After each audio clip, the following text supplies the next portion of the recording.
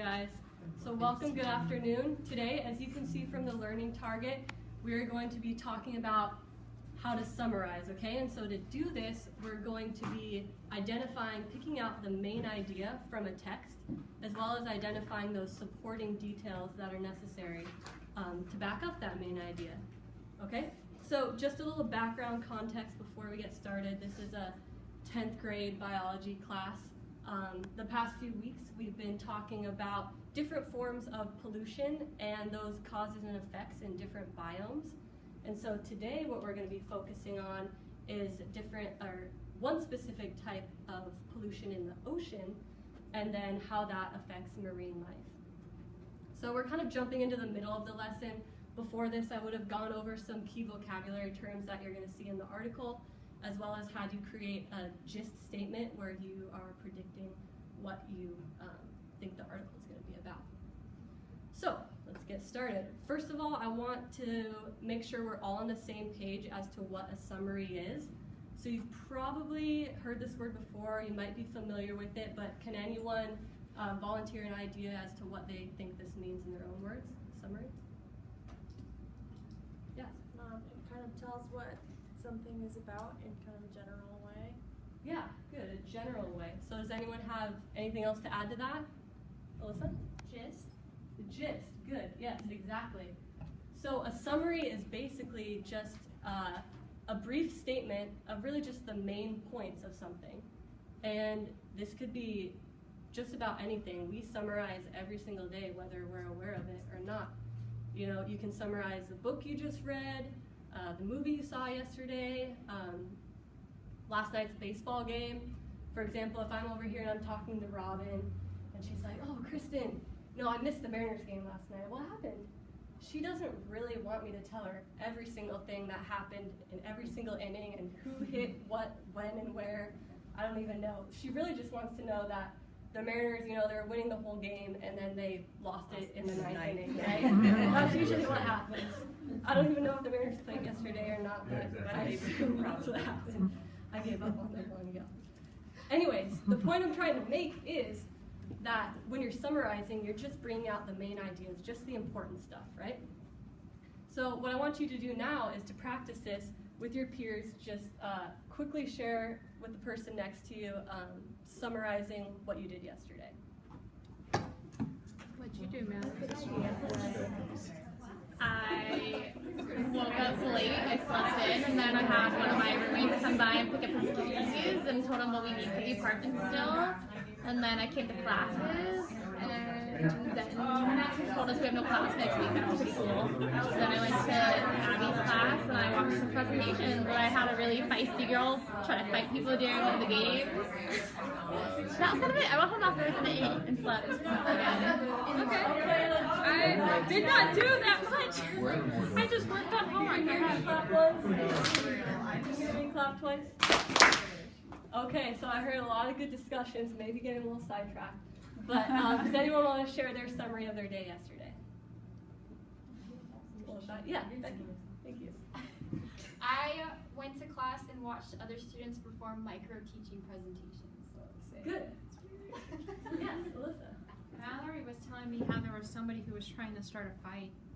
Trying to start a fight. During those teaching presentations. Okay, during yeah. one of the games. So that was maybe an important detail that Mallory thought what she would mention in summarizing her day. So that's great. You guys are good at summarizing already. But what we really want to do from this lesson today is think about how we can do this through reading. So I've said this many times already, but we want to identify the main points and separate that from the unnecessary, irrelevant information. I'm assuming in your summary, your daily summary examples from yesterday, you didn't tell them what kind of jam you put on your toast or what time you went to bed, right? Maybe you did over there. But we're really just focusing on the main ideas and leaving out the rest, okay? So we're going to practice this with a little cartoon. So can somebody please read it out loud for us? Sam. Our marriage has problems. He likes to spend money. I like to save it. He's a night person. I'm a day person. He likes sports. I hate them. Good, thank you. Okay, so who thinks they have a guess as to what the main idea might be? They're complete opposites. And that's causing problems in their marriage. Great. Okay, so what led you to make that decision, that conclusion? So each set of statements had opposites. So spending money versus saving it, those are opposites. And then it started with our marriage has a problem, so that's probably the things all leading up to it. Good, yeah. So a lot of times the main idea might be the first thing that they mentioned, so that's a good way to pick that out. Also, if you look, why didn't you think he likes to spend money and I like to save it? Why wasn't that the main idea?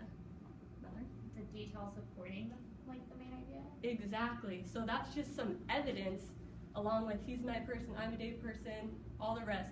That's evidence supporting that overall idea that their marriage is having problems.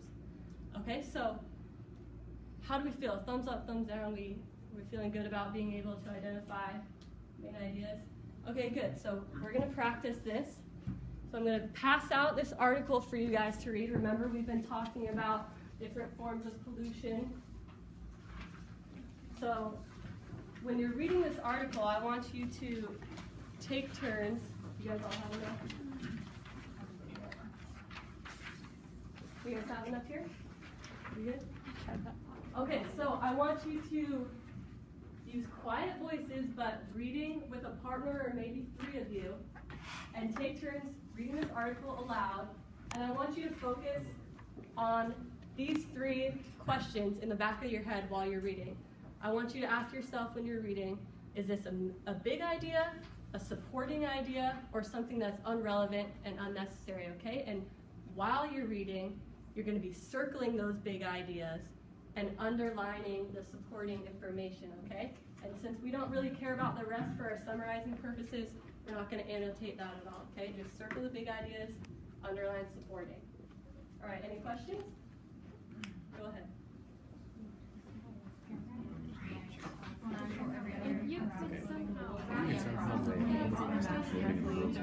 It would equal the mass of roughly 38,000 African Americans. That estimate comes from a new global study of plastics pollution. That seems like it might be quite a research. Under 6 years, and it's the title. The plastics floating in the oceans, yeah. We found plastics After 6 years of research, scientists estimate the sea contains about This environmental scientist is part of a research team published by the as trash. It's combined weight of an estimated Erickson works with the 169,000 metric tons. Powers Institute in Los Angeles, California. This group looks for solutions to problems caused by plastic trash. This environmental scientist from a research team published Erickson works with the Institute. This group looks for solutions to problems. Plastic is harmful for another reason too. Previous studies have shown that plastics can work like sponges, soaking and storing toxic chemicals.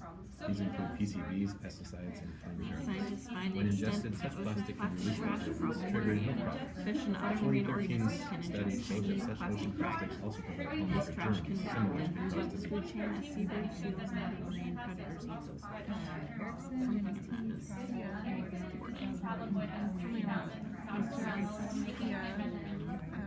whole part was okay.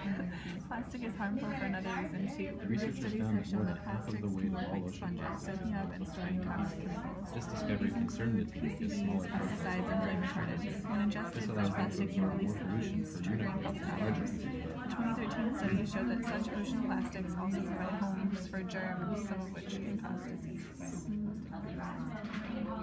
Hundreds of species become entangled in this debris or mistake it for a meal, she said. Marine creatures entangled in plastic often die. And eating plastic can physically harm the Kristen animal, and his heading team their traveled digestive more tract, than getting stuck 50,000 in the gut nautical miles while making their So even if research. They ocean plastics surveyed weren't 5 subtropical this trash can still pose a serious threat to creatures. These are large areas of rotating currents. Floating plastic accumulates in these large seas. Researchers found more than half of the weight of all ocean plastics is made up of tiny pieces. This discovery concerned the team because smaller particles have a greater surface area. This allows them to absorb more pollution per unit weight than larger pieces will. That's the same idea. Ocean's plastic trash problem. Plastics floating in the oceans. Chelsea Rockman is a marine ecologist at the University of California, Davis. She's concerned by how much plastic Erickson's team found. In the global the statistic acknowledged numbers of how much Hundreds of species become entangled in the debris or combined weight or mistake it for a meal, she says. Marine creatures entangled in plastic often die, Brockman said. And eating plastic can physically harm the animal by cutting the digestive tract and getting stuck in the gut, she notes. So even if ocean plastics are not polluted with toxic chemicals, yes, that's what makes the serious problem threat to creatures that eat it.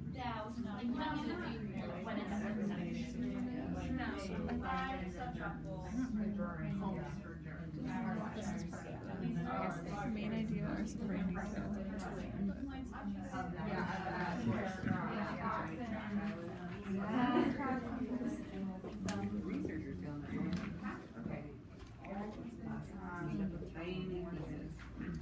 I think probably a lot of the less relevant details are just like, I don't know, the names of the scientists even are like, where they went. I mean, you don't really have to know that. More like currents quoting. I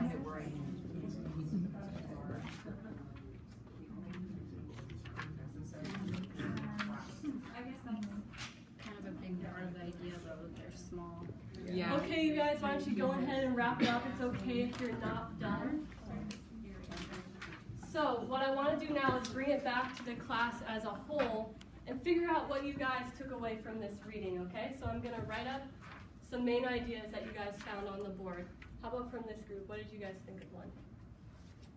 That there were a lot of problems caused by plastic trash. Exactly. Good. So plastic is causing problems, right? Plastic is bad in the ocean. What details led you to that? Well, some of them were saying that they release pollutants or provide homes for germs. Okay, so it's toxic. The plastic's toxic, right? Or Harmful. Good. Did we come up with any other details supporting this? Plastic is bad? Yeah.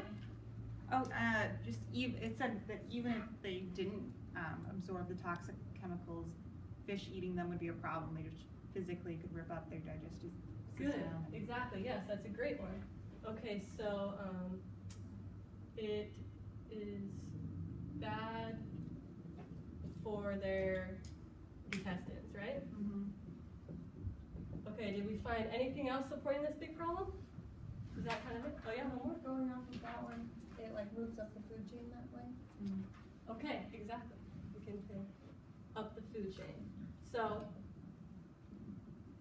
this is just an example of one big idea you could pick out from this article. I'm sure you guys might have circled other things, but as you can see from this nice diagram I've created, we have this big idea and you have all these supporting information, and what we can conclude from this is that the plastic in the oceans right now is building up at an insane amount, and it's causing a lot of problems for marine species, right? It's toxic and harmful, it's hurting their intestines, and this is affecting a great amount of different organisms in the ocean, okay? It's not just the animal that ingests it, right? So, in the next part of the lesson, we would have you guys create a summary using this information now that you can identify the main ideas. Thank you.